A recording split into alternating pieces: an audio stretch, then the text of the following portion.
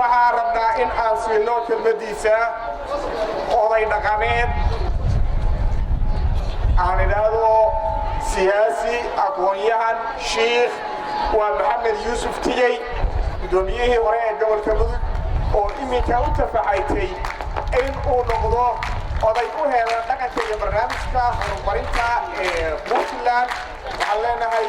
maxamed yuusuf tafadal mashkuura بسم الله الرحمن الرحيم الحمد لله رب العالمين وصلى الله على نبينا محمد وعلى آله وأصحابه أجمعين دمان وحن سلام يا مرتي شرفت سقط من مناسبة قروح بدن المسؤولين كي مدنياشة مدول مناشي سلام تاكقات السلام عليكم ورحمة الله وبركاته أنت كذب رنتي آدان وفرح سنة هي مناسبة صنولين تطلعن كأني سوجرين كها وما أنت هالكان لقوا قصي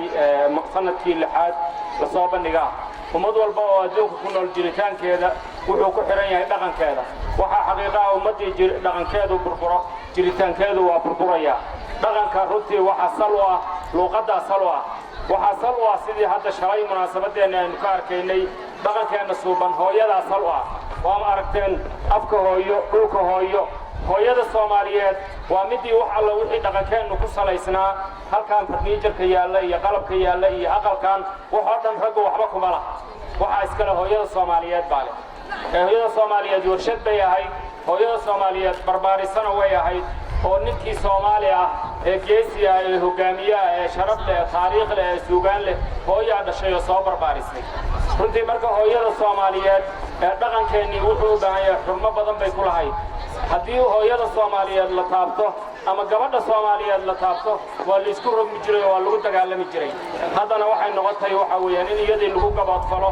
oo iyadii maalin walba loo gafo oo iyadii maalin walba la dhibaateeyo dhibaatada dhacayso oo dhan salkeedu hooyo ku ururaya kan wax dilaya dilka qasaasta loogu xirayo ee la tooganayo hooyaa dhashay kii uu dilayna hooyaa dhashay dhinac walba hooyaa ka gablamaysa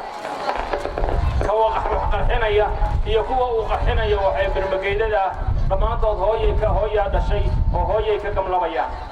دلاتنا أردن ساماريا وحكوا الرئيس هوي هذين ربنا مركب دقن كنا هنا إنه نورينه هذين دقن كنا جعلنا هاي هوي هذا ساماريا دوائنا نوه لنا هوي هذا ساماريا دوائنا إنه دلاتنا كعلنا دقن كنا ساماريا مركب رنتي وحولها وحبذا أو ونكسن ما وحبنا يسبق أردن بوناجها دقن كنا أردن وناج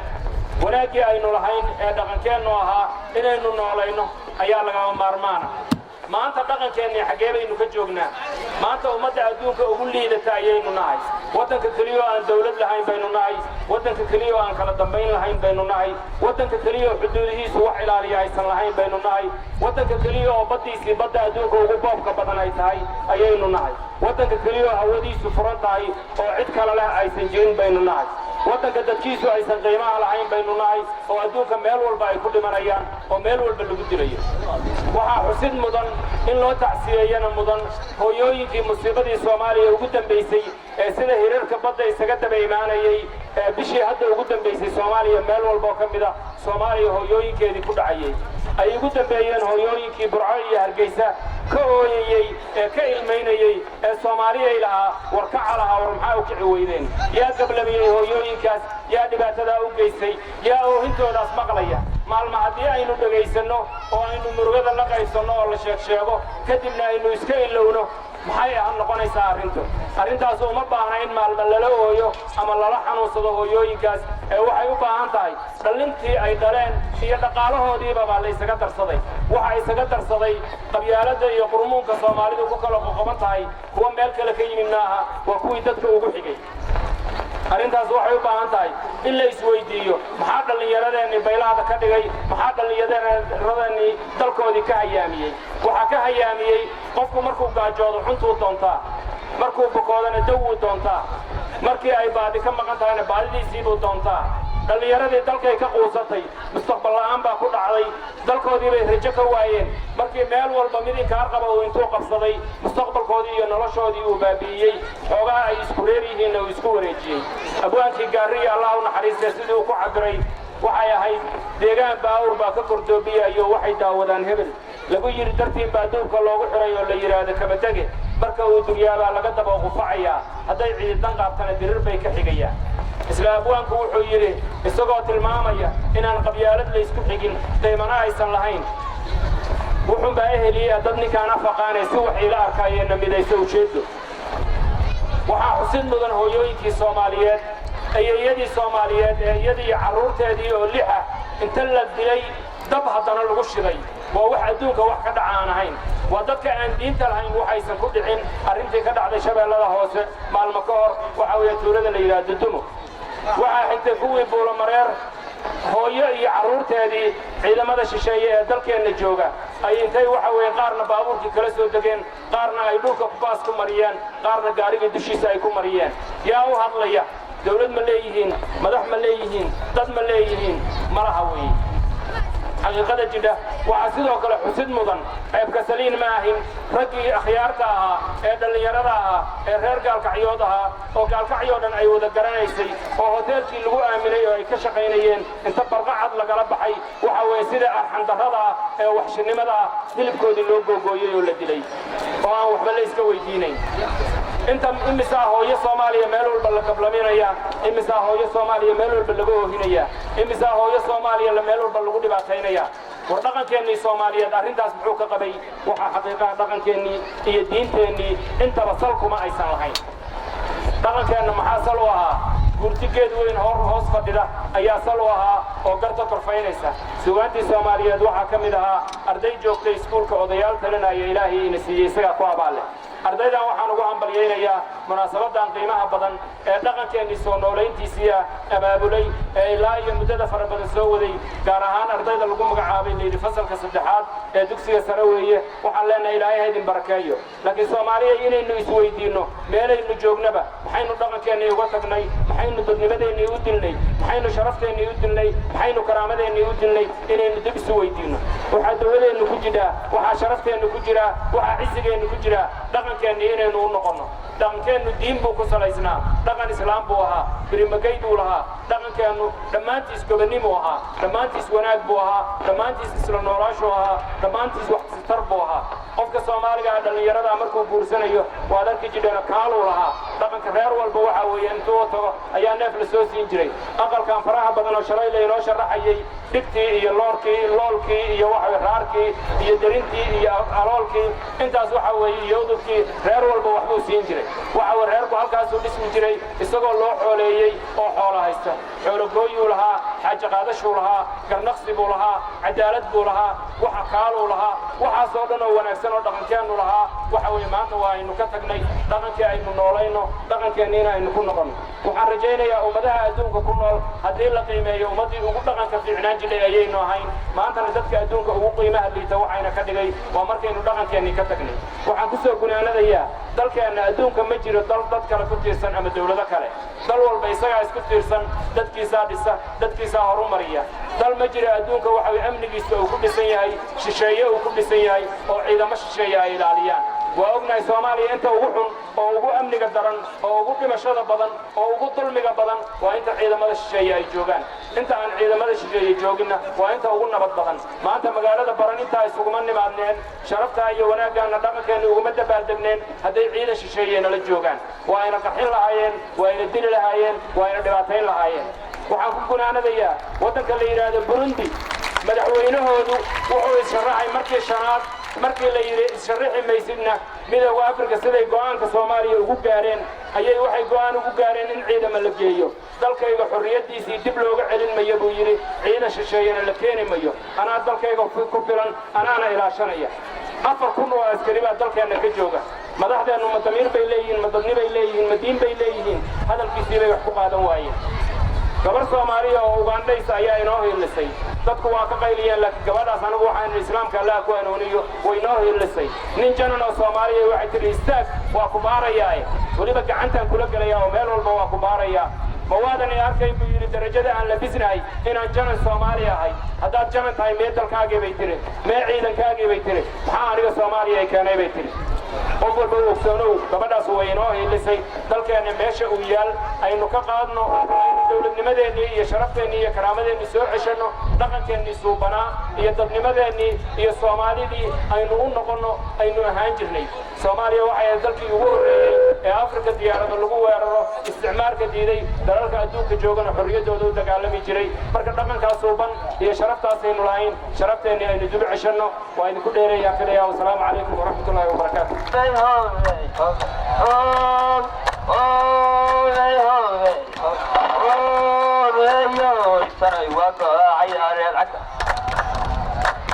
gurmadna waa isugu gurmadna waa isugu gelbisiyo tamasha gelbisiyo tamasha wahadaagiri wahadaagirino alla gelba la gawra kalina kardiwada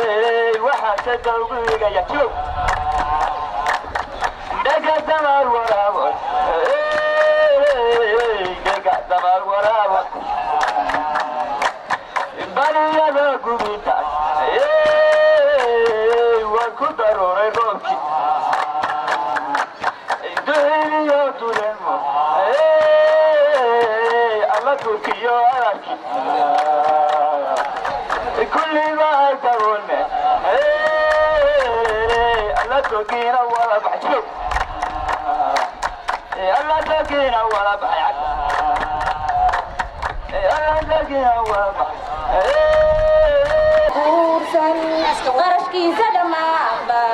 intuu qaadka kumiisto ubadku qaydiyaaye qaylaayaha guursan suuquu qulqulaaye cashadoo qolka taala qorya uu dhibanaayo qiqa uu ku duluugo qax uu ku absaami qaylaayaha guursan subuxuu isku bayne qadiruu la wareeri indhuhuu qallacaaye quraacduu nacayaaye qaylaayaha guursan hadalkii qalab قفوية منكو مقفلايو تبريس حاسو مقاضو هريو يمقورو قيلا يهبوسن قيلا يهبوسن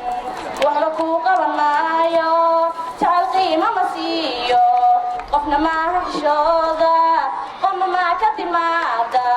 قيلا يهبوسن قيلا يهبوسن قيلا يهبوسن قيلا يهبوسن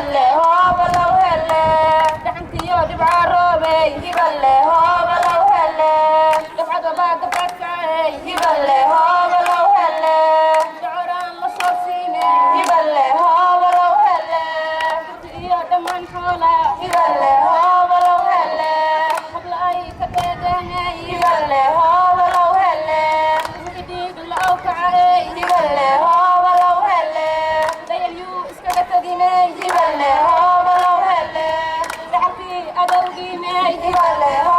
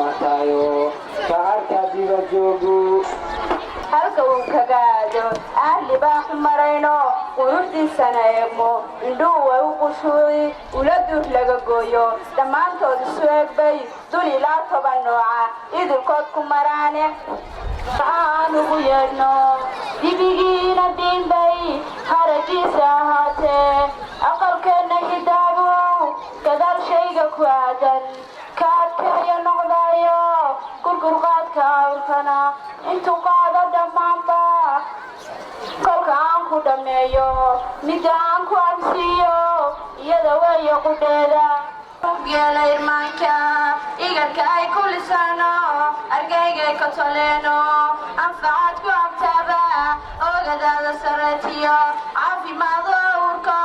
شخصي استعماله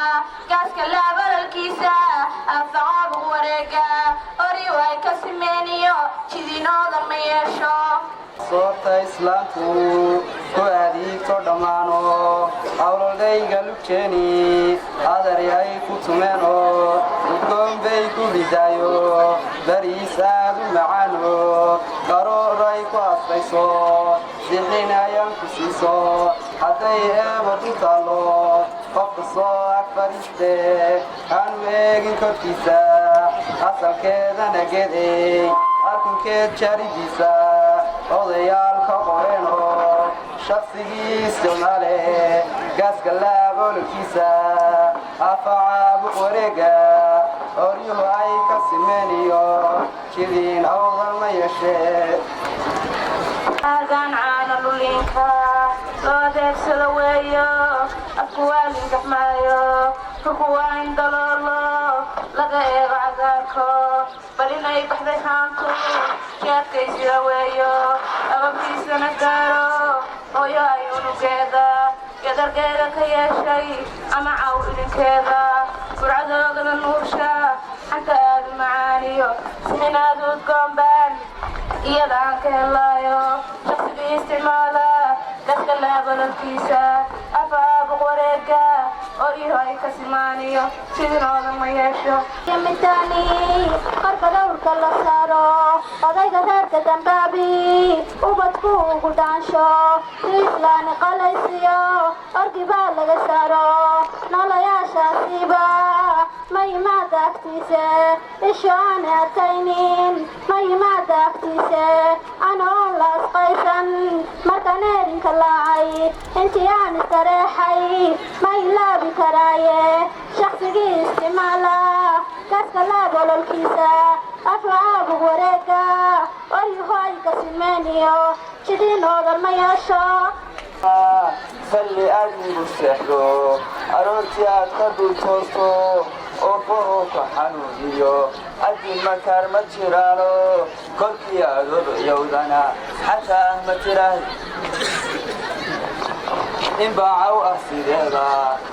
inbaacaw ah sideeda qaarna uugta cargeeda alluub ay ku daraanbay qaarna inbaacaw ah sideeda qaarna uugta cargeeda afka ay ka marsheen bay iyadii ku qasaano kolkaasay dhuxul aadiyo u ekaan tukaas qaarna og dababay